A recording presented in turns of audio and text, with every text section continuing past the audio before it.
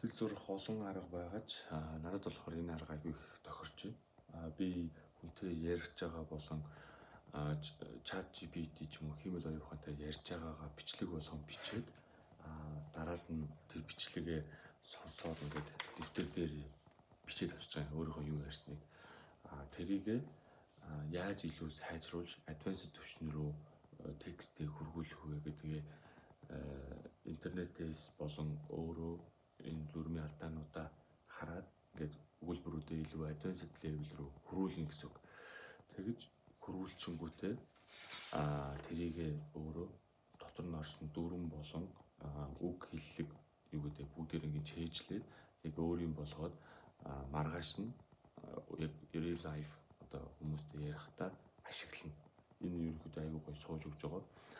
Би ямар нэгэн одоо жишээлбэл ийм гоё тексттэй лаг өгүүлбэрүүдийг ингээд уншаад эндээс юм сурыг гэд тэгэхээр энэ текстийн доторх агуулга нь надад нэг л их таалагдаж өгөхгүй.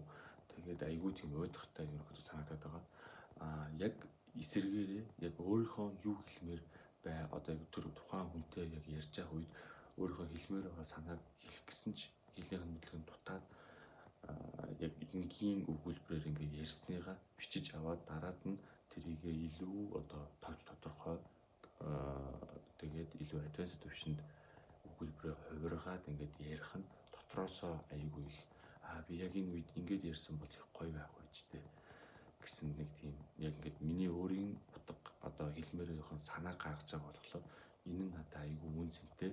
Энэ текстэн дээр би ингээд 1-2 цаг ажиллахад бол ямар ч асуудалгүй ястай улам л их гоё яаж бүр гоёор хэлж болох вэ гэсэн тийм одоо мэдрэмж надад дотроос ингэж ундарч байгаа болохоор энэ арга надад аюу гоё зөгч байна.